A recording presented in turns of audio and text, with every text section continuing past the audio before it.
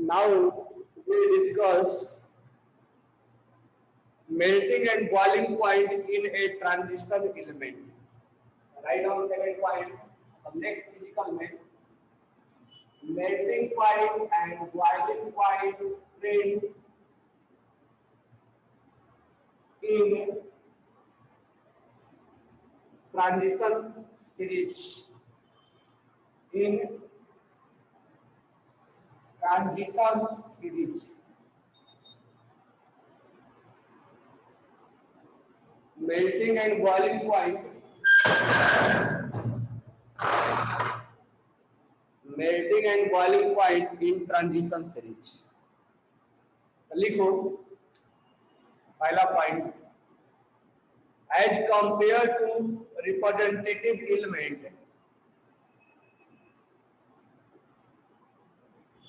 as compared to representative element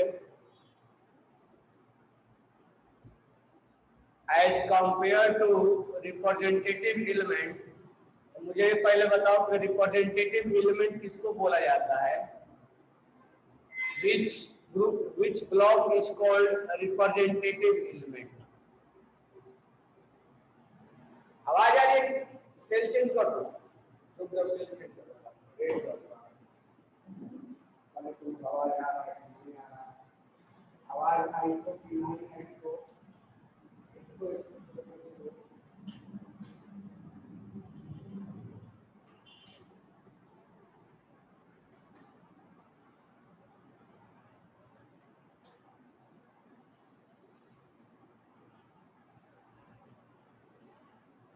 आवाज है तो ना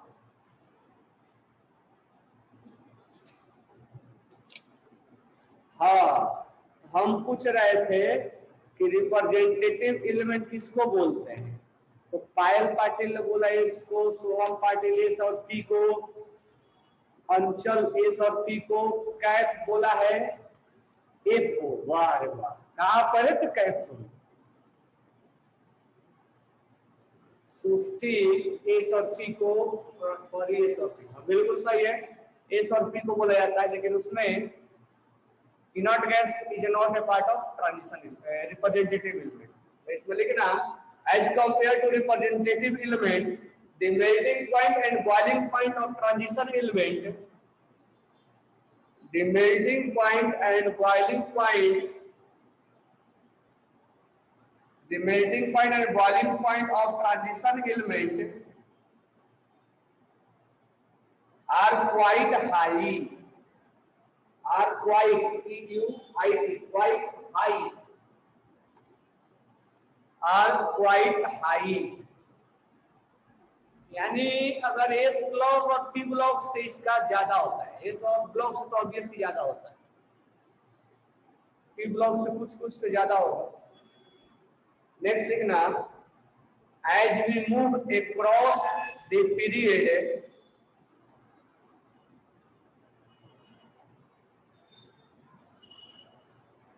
as we move across the period as we move across the period the melting point first increase the melting point first increase as we move across the period the melting point first increase attained a maximum value attained a maximum value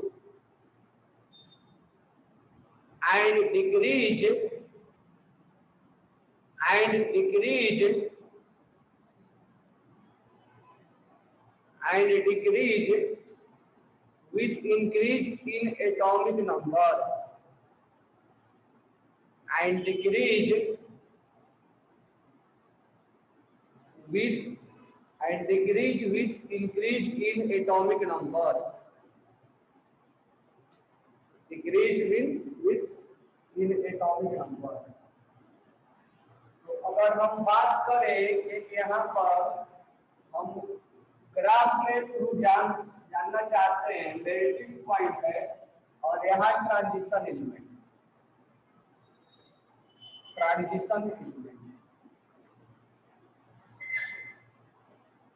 कहाँ भी start होता है scandium से, scandium, titanium, vanadium और chromium, scandium, titanium, vanadium, chromium जाने के बाद down fall होता है मैग्नीज, फिर Fe ऊपर जाता है, Fe CO और Na लगभग बराबर होता है। उसके बाद कॉपर और जिंक, कॉपर यहाँ और जिंक यहाँ, इसलिए फ्रेंड्स सुनना ही है कि लेफ्ट टू राइट ऐसा है, ठीक है। बढ़ाएगा तो हम ऐसा ही लिख लेंगे स्कैंडियम, टाइटेनियम, वैनेडियम, क्रोमियम। उसके बाद यहाँ से यहाँ इंक्रीज हुआ है, फिर डिक्रीज हुआ है, लगभग बराबर हुआ है, फिर को नहीं हुआ, फिर कॉपर और जिंक क्या होता है, सब होते हैं ना, इस नॉन पेड इलेक्ट्रॉन ज्यादा नहीं होता है ना, इसलिए इसका मेल्टिंग पॉइंट और बॉइलिंग पॉइंट क्या है, डिक्रीज हो गया है। तो इसमें सबसे ज्यादा किसका मेल्टिंग पॉइंट हमें दिख रहा है, क्रोमियम का। कल हमने हार्डनेस में ये बात किया था कि क्रोमियम के पास हमें 3D सीरीज के बारे में बात कर रहे हैं, यानी फर्स्ट ट्रांजिशन एलिमेंट के बारे में बात कर रहे हैं, फर्स्ट ट्रांजिशन सीरीज के बारे में बात कर रहे हैं। क्रोमियम के पास अनपेयर ज्यादा होता है, इसलिए उसमें हार्डनेस ज्यादा होता है। जब हार्डनेस ज्यादा होगा तो ऑब्वियस ही बात है मेल्टिंग पॉइंट ज्यादा होगा। तो यहां से यहां तक मेल्टिंग पॉइंट इंक्रीज हुआ है, जब अनपेयर इलेक्ट्रॉन बढ़ रहा है, अब अनपेयर जैसे घटता जाएगा वैसे वैसे उसका मेल्टिंग पॉइंट भी डाउन फॉल होते जाता है, इसलिए पहले इंक्रीज मारता है फिर डिक्रीज हो जाता है।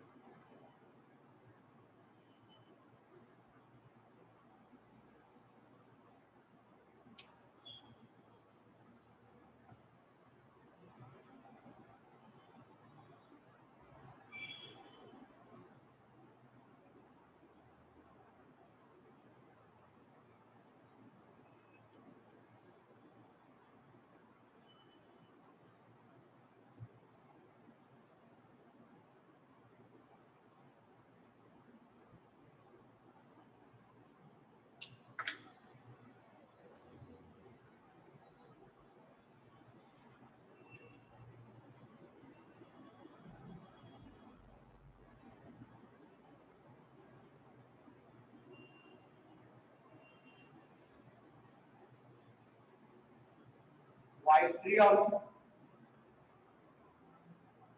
जिर्कोनियम,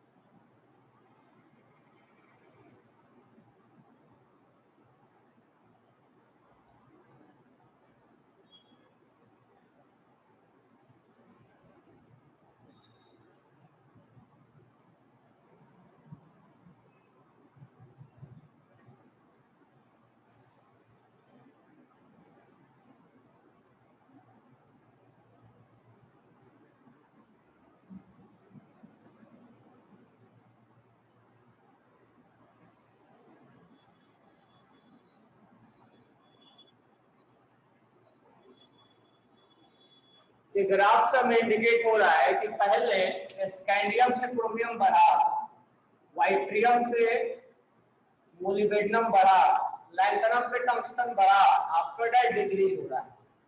और देख रहे हो यहाँ पर गोल्ड, एजी, एयू, कॉपर, जिंक, इसके पास अनपेयर्ड जितना कम होता जाएगा उतना ही इसका मेल्टिंग पॉइंट डाउन फॉल होता जा रहा है। तो हम अगर लेफ्ट टू राइट जा रहे हैं फर्स्ट ट्रांजिशन सीरीज में, सेकंड में, थर्ड में, हम ये नहीं बोल सकते कि डायरेक्ट डिक्रीज हो रहा है। फर्स्ट इंक्रीज, अनपेयर्ड बढ़ता जा रहा है, आफ्टर दैट डिक्रीज। तो अगर हम पहला सीरीज के बारे में बात करें तो हमें क्या दिख रहा है? क्रोमियम का सबसे ज्यादा होता है फर्स्ट में, सेकेंड में सबसे ज्यादा किसका होगा? क्रोमो टंगस्टन, और थर्ड में सबसे कम ज्यादा किसका होगा? थर्ड ट्रांजिशन सीरीज में टंगस्टन का। और सबसे ज्यादा किसका होगा? टंगस्टन का। अगर तुम स्कैंडियम से जिंक तक जाते हो तो क्रोमियम का तुम्हें हाईएस्ट मिलेगा, और अगर वाइट्रियम से कैडमियम तक जाते हो तो मोलिब्डेनम का सबसे ज्यादा मिलेगा, और लैंथनम से अगर मर्क्यूरी तक जाते हो टंगस्टन का सबसे ज्यादा मिलेगा। से जो लास्ट वाला है उसके बारे में हम बात नहीं करते हैं, क्यों? क्योंकि अभी इनकम्प्लीट है, तो मोस्टली हम इसी के बारे में बात करते हैं। तो यहाँ से यहाँ गए तो ये सबसे ज्यादा, यहाँ से यहाँ गए तो ये ज्यादा, ये यहाँ से यहाँ गए तो ये ज्यादा। इनमें से ज्यादा होता है टंगस्टन का सबसे ज्यादा।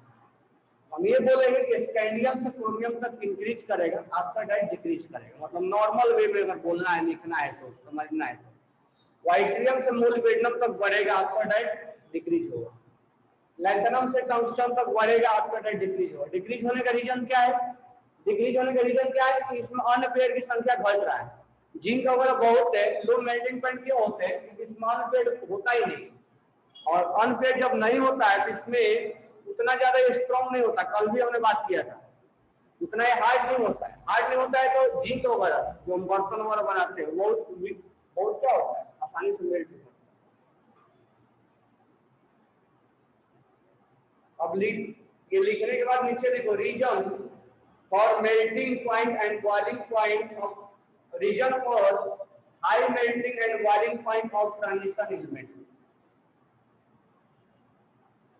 बाकियों से तो ये क्या होता है? स्ट्रॉन्ग होता है ना। जैसे इस ब्लॉक जो है वो सॉफ्ट होता है, उसको नाइफ से हम काट भी सकते हैं।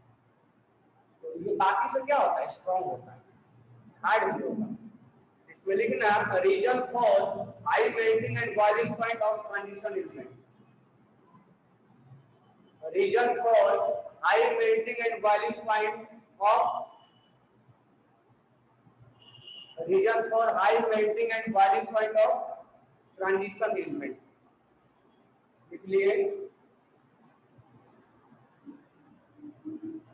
region for high melting and boiling point of transition element।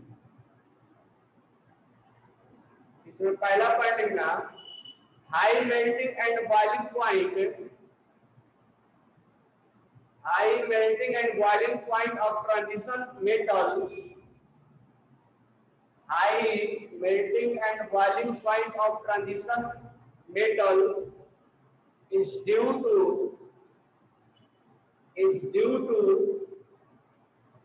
closed packed lattice structure, closed packed lattice structure। अब ये लैटिस क्या होता है? ये तुम्हें सॉलिड स्टेट में पढ़ाया जाएगा। जैसे सॉलिड होता है वो एम्फोटेरिक होता है, सॉरी एमॉर्फस होता है, क्रिस्टल होता है। क्रिस्टल में एटम्स कॉर्नर पे हैं कि फेस पर है कि बॉडी में है, बीसीसी, एफसीसी, थोड़ा सा केमिकल बॉन्डिंग में हमने बात किया था बीसीसी, एफसीसी का। उसी तरह से बोला जाता है क्लोज पैकिंग। एटम्स किस जगह पे प्रेजेंट है, यूनिट सेल उसको बोला जाता है। ये केमिकल बॉन्डिंग हम देखेंगे, एटम्स कहाँ प्रेजेंट है, कॉर्नर पे है, स्पेस पे है, दोनों पे है। तो क्या होता है ये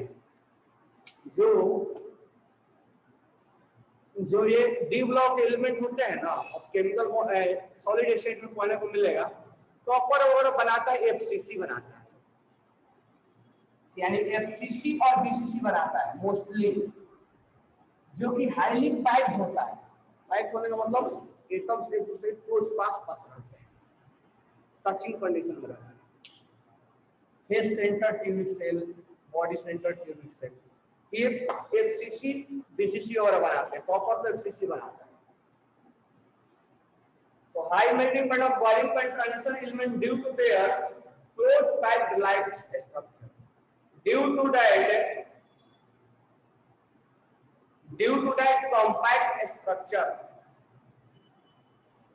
to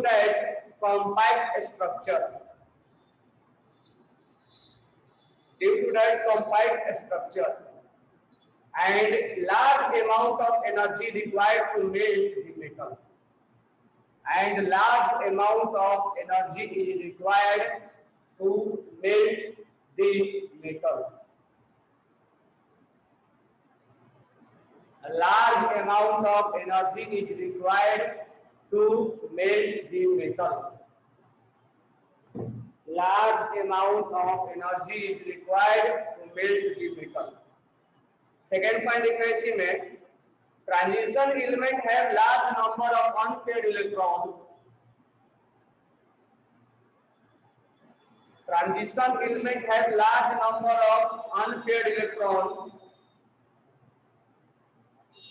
Transition element have large number of unpaired electron in d orbitals. In d orbitals,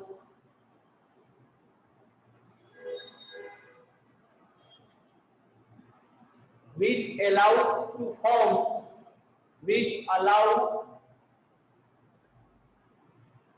to form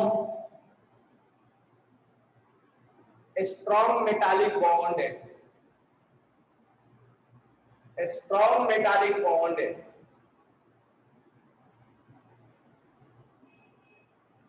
A strong metallic bond. Greater number of unpaired electrons. Greater number of unpaired electrons.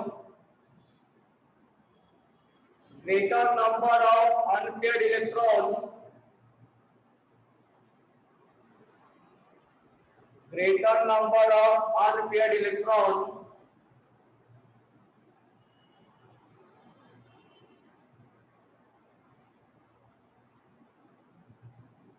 more metallic bond, more metallic bond,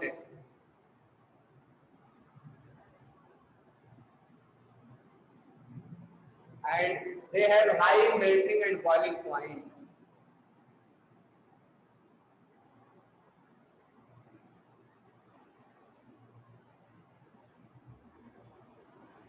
Next point in our third point, as we move across the period,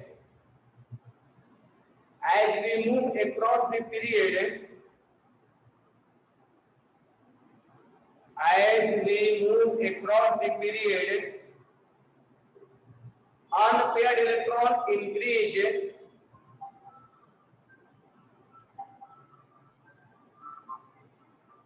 unpaired electron increase, unpaired electron increase, unpaired electron increase,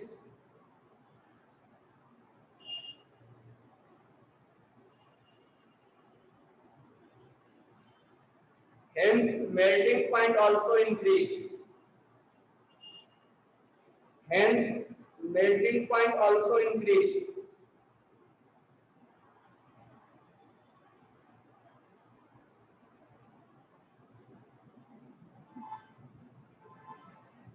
Hence melting point also increase.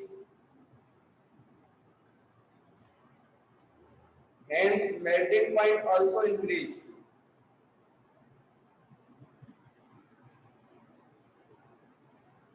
and the decrease in unpaired electron and the decrease in unpaired electron पहले increase होता है after that decrease होता है and decrease in unpaired electron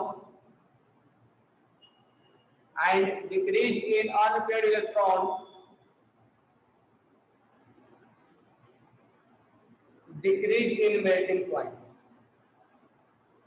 decrease in melting point पहले increase होता है ना after that decrease होता है इसलिए तो मेल्टिंग पॉइंट पहले इंक्रीज होगा आफ्टर दैट क्रोमियम के बाद डिक्रीज हो जाएगा इसमें लिखना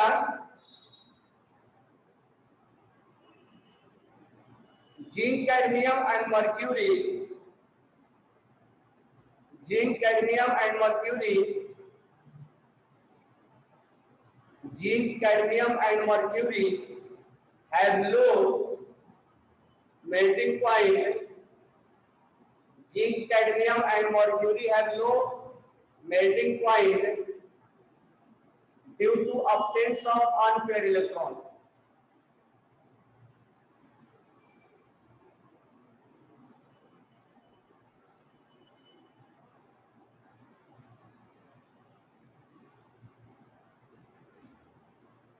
zinc, cadmium, and mercury have low melting point due to absence of unpaired electron in the orbitals.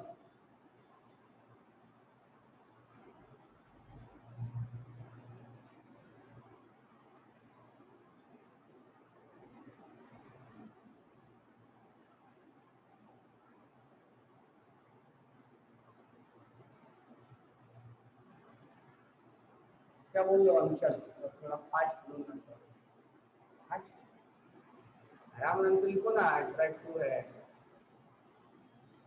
क्या करोगे फास्ट लेके ट्रैक 1 तो फास्ट लेके आराम से दो खत्म हो जाएगा ज्यादा नहीं पढ़ना एक चीज को समझ के पढ़ो ताकि दोबारा पढ़ने की जरूरत ना पड़े बरोबर है क्या एक बार को कंप्लीट कर लो घर पे इसका दोबारा रिवीजन करने की कोई नीड नहीं है डायरेक्ट लिखो दिमाग में बैठाओ काम खत्म दोबारा किसी बुक को पढ़ने की लिखने की जरूरत नहीं पड़ेगी डायरेक्ट एमसीक्यू करो बराबर है इन्हें की बाद में जाके पढ़ रहे हो बाद में मेहनत कर रहे हो उस पे पढ़ोगे इस बुक से तो कोई एमसीक्यू के ऊपर पढ़ने की कोई नीड नहीं सारा पॉइंट्स मैं लिखवा दे रहा हूँ समझा दे रहा हूँ डायरेक्ट एमसीक्यू करो नेक्स्ट लिखना पॉइंट्स इसलिए सारे पॉइंट्स को लिखवा रहा हूँ नेक्स्ट पॉइंट लिखना density of transition element are high density of transition element are high give the reason density of transition element are high give the reason जो डेंसिटी होता है मास अपॉन वॉल्यूम डेंसिटी का क्या होता है मास अपॉन वॉल्यूम तो D block का जो डेंसिटी होता है इससे ज्यादा होता है तो लिखना कि डी ब्लॉक का डेंसिटी क्यों ज्यादा होता है इसमें लिखना because of large number of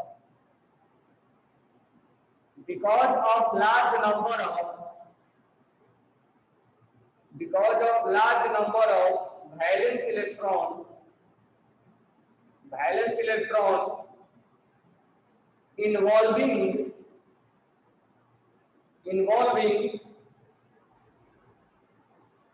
ns and n-1d orbital ns and n-1d orbitals in transition metal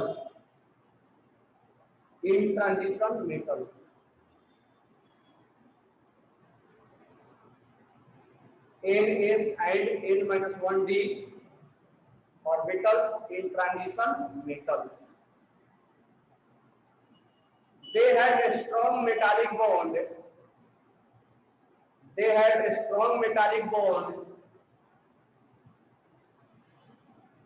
Due to which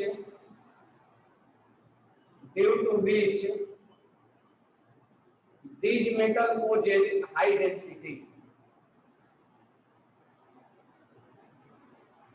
due to which these metal possess high density. आगे लिखना ऑस्मियम OS या osmium OSMIUM osmium has the highest density. Osmium has highest density 22.6 gram per centimeter cube. 22.6 gram per centimeter cube. Where scandium has the lowest. Where starting में लिखवाया था where scandium has the lowest. पहला ये transition element का है ना element. Scandium has the lowest density 2.99 gram per centimeter cube. तो पूरे डी ब्लॉक में सबसे हाईएस्ट होता है ऑस्मियम का डेंसिटी डेंस ज्यादा होता है और स्कैंडियम का सबसे कम होता है 2.99 और 22.6.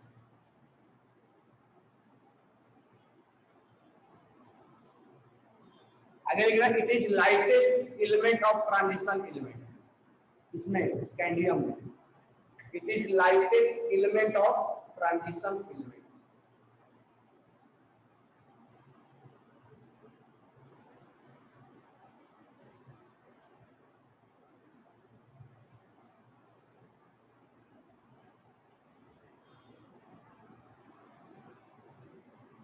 चलो नेक्स्ट लिखो point. Why the transition elements show variable oxidation state? Why the transition elements show variable oxidation state? Why the transition elements show variable oxidation state? हमने मेल्टिंग पॉइंट देखा, बॉइलिंग पॉइंट देखा, हमने डेंसिटी देखा, अब हम oxidation state देख रहे हैं. Why the transition elements show variable oxidation state? तुम ही लोग बता दो क्यों वेरिएबल दिखाता है.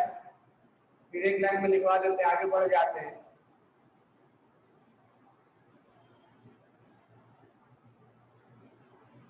जल्दी बता दो कोई इसका वेरिएबल ऑक्सीडेशन स्टेट क्यों होता है. वाई ट्रांजिशन एलिमेंट है वेरिएबल ऑक्सीडेशन स्टेट. वाई कोई आंसर बता दो. ड्यू टू अनपेड पायल हर चीज अनपेड इसमें बोला जाता है. जब बोल रहे हो हर चीज मन पे भी हो जाएगा. हर चीज में अनपेयर्ड की मेल्टिंग फैक्टर अनपेयर्ड, डेंसिटी में अनपेयर्ड, सब में अनपेयर्ड ही है.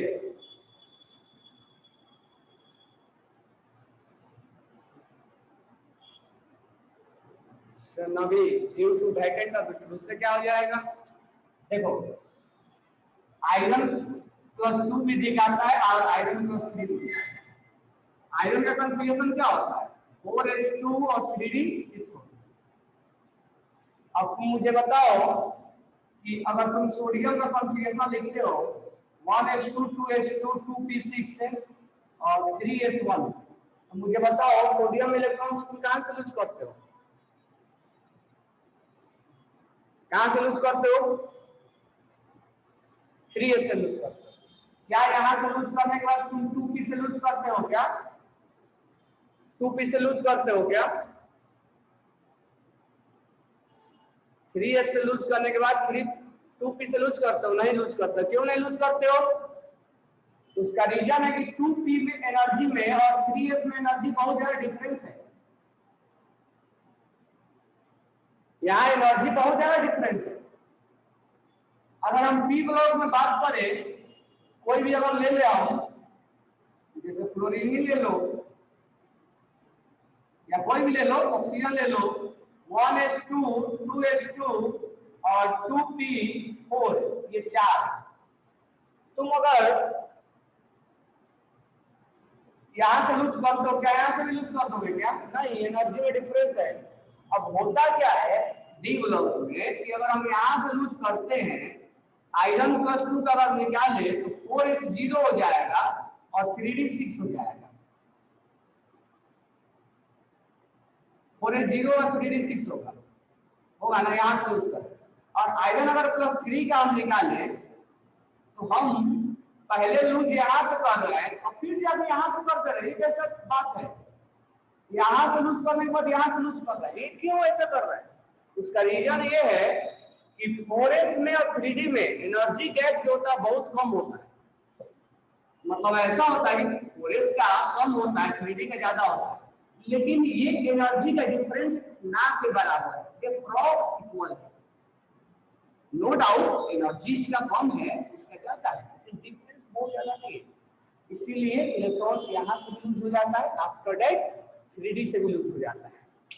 और इसीलिए वेरिएबल दिखाता है कि हम यहाँ से भी लूज कर सकते हैं और यहाँ से भी लूज कर सकते हैं। हम लिख सकते हैं कि ns और n-1 d ऑर्बिटल्स का एनर्जी जो होता है अप्रॉक्स इक्वल होता है। That's why it will be lose their electron from ns, after that it will lose their electron in n-1 d subset। आई समझ लो, लिखो the difference of energy between the difference in energy between the difference in energy between ns enough for today। हाँ छोड़ते हैं, हो गया 2 minute बस, इस statement को लिख लो। the difference between the energy difference between ns and n-1 d orbitals is approx equal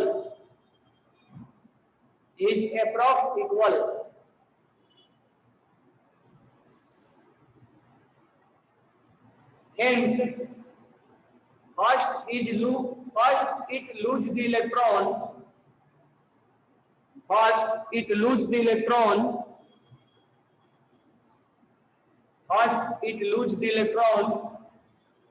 from ns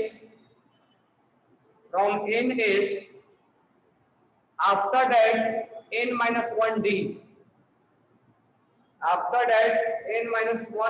d, hence it has variable oxidation state।